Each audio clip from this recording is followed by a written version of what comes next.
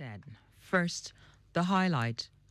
Lagos State government moves to monetize water transport with installation of cutting-edge infrastructure across strategic jetties. Nigeria, United Arab Emirates partner to expand digital education. And on the foreign scene, Bangladesh court finds former leader Sheikh Hasina guilty of crimes against humanity. And in sports, Super Eagles goalkeeper Stanley Wabali laments Nigeria's defeat to Democratic Republic of Congo in FIFA World Cup Africa playoffs. Now the news in details. I am Timi Dayo Anthony. The Lagos State government has announced the installation of modern concrete pontoons at selected jetties across the state as part of efforts to upgrade water transport infrastructure and create a world-class commuting experience for residents. Commissioner for Waterfront Infrastructure Development, Dayo Alibioshu, who made this known, said modern concrete floating pontoons, which serve as flexible docking platforms, are already being installed at jetties in Agboiketu in Koshofa local government area, Ijegun Egba in Amuwa Dofin, LGA, and Bayeku Ikorodu in Ikorodu, LGA. Alibioshu said the initiative aimed to enhance safety, take away fears from commuters, and comfort for water commuters while supporting the broader vision for intermodal transportation under the Governor Babajide Sanwo-Olu's Themes Plus agenda. He said similar installations are planned for Ebuteru, Ijede, Mautu, Mowo, and several other strategic locations. The commissioner highlighted that the modular design allows the pontoons to double as temporary bridges during seasonal flooding or erosion, a feature demonstrated in similar installations in other regions. The upgraded one component of Omieko project, a 410 million euros initiative to modernize Lagos water transportation system. The Lagos State government, through the Ministry of Home Affairs, has marked the 2025 International Day for Tolerance with the theme, Raising a Generation of Tolerant Citizens, the Centrality of the Family. Speaking at the event held at the Adeyemi Bureau Auditorium, Alausa Ikeja, Governor Sanwo-Olu said this year's theme reflects on the foundational role of the family in building the desired peaceful and cohesive society. Governor Sanwo-Olu also reiterated his administration's commitment to sustaining interfaith harmony and strengthening the institutions that promote peace and inclusiveness. The governor highlighted community building effort through Community Day celebration, interventions under the Themes Plus agenda, including the Eco Cares, expanded social welfare, strengthening security architecture, and inclusive governance. On his part, Commissioner for Home Affairs, Ibrahim Layode, emphasized the role of families in fostering inclusiveness and commitment in raising a generation that chooses peace over conflict, love over hate, and dialogue over violence. According to him, community and human interaction grows stronger when families model tolerance, and that nations thrive when diversity is embraced and celebrated. The Permanent Secretary, Ministry of Home Affairs, Adewumi Ogunsoya, stated that November 16 is a day established by the United Nations Educational, Scientific and Cultural Organization, UNESCO, to strengthen tolerance by fostering mutual understanding among different cultures, ethnic groups, religion, and people. The Nigeria Immigration Service, NIS, and the International Organization for Migration, IOM, have renewed their commitment to strengthening broader governance and migration management in the country. At a strategic meeting held in Lagos with the theme, Strengthening Strategic Collaboration for Effective Migration Management and Broader Governance, senior officials from both organizations reaffirmed their resolve to enhance cooperation, upgrade broader systems, and address emerging migration challenges. NIS Zonal Coordinator Echifulam Anuogo described the long-standing partnership as a model of effective collaboration between a government agency and international body. He commended IOM for its continuous support in improving Nigeria's border management capabilities.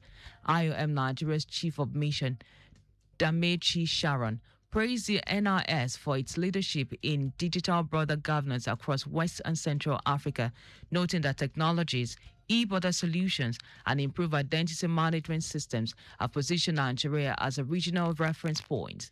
Sharon added that the meeting would help identify operational gaps, capacity needs, and priority intervention for the next phase of partnership. The National Union of Electricity Employees, NUEE, has threatened a nationwide shutdown following an alleged attack on the staff of the Transmission Company of Nigeria, TCN, by armed police officers at Ebo 1 32 kilowatt transmission substation in Imo State. The union, in a statement by its acting general secretary, Dominic Igbokubi, in reaction to what it described as brutal invasion, has already directed its members to halt power supply operations in Imo State until further notice. NUEE said the decision became necessary after workers on duty were allegedly beaten, held hostage at gunpoint, and some abducted by police officers said to be acting on the orders of the state. The incident has ignited widespread outrage within the power sector, with the union warning that it would withdraw services nationwide unless authorities took immediate action to guarantee the safety and protection of electricity workers across the country. And now to the rest of the stories. Nigeria has signed a memorandum of understanding with United Arab Emirates UAE Digital School to expand access to digital education and practical skill development for millions of young Nigerians. The agreement was signed by the Minister of Youth Development, Ayodele Olawande, and the school, led by Walid Al-Ali, under the Mohammed bin Rashid Al Maktoum Global Initiative, MBRGI. According to the minister, the partnership represents more than a signed document, but a promise to equip young Nigerians with the knowledge, tools, and opportunities they need to thrive in today's fast-changing digital world. The development followed an earlier engagement held in July 2025 with key UAE government officials and development partners. The Network of Health Equity and Development, NHED, and Corporate Accountability and Public Participation Africa, CAPPA, have thrown their weight behind the National Agency for Food and Drug Administration and Control, NAFDAC, over its decision to ban the production and sale of alcoholic beverages in sachets, PET bottles, and glass bottles of 200 millimeter and below, effective December 2025. In a joint statement, the organizations described the ban as a long overdue public health intervention essential for protecting children, youth, and other vulnerable groups. NHED and CAPPA dismissed the Manufacturers Association of Nigeria man's claim that the ban could result in losses of up to 5 million jobs and negatively impact investment, describing the claims as exaggerated and designed to prioritize profits over public health. Both organizations urged President Bola Tinubu, the National Assembly, and other authorities not to yield to corporate pressure or delay the life-saving policy. They also called for additional alcoholic control measures, including taxation, stricter marketing regulations, clear labeling, and nationwide awareness campaigns. The Lagos State chapter of the All Progressives Congress, APC, has applauded the bold and visionary step taken by the Nigerian Education Loan Fund, NELFund, to extend its loan scheme to vocational and technical training institutions. In a statement signed by spokesperson Sheye Oladejo, the party described the move as just a policy decision, but a national game changer. According to the statement, President Bola Tinubu has demonstrated what effective leadership looks like by identifying a gap, designing a solution, and delivering with precision. The Lagos APC encourages young people to seize this opportunity with both hands, as Lagos, the center of excellence, is primed to benefit immensely from tech hubs to creative districts, from the industrial clusters to MSME corridors. It's added that the party in Lagos remains aligned with President Tinubu's transformative vision. And out of foreign news, Bangladesh former Prime Minister Sheikh Hasina has been found guilty of crimes against humanity.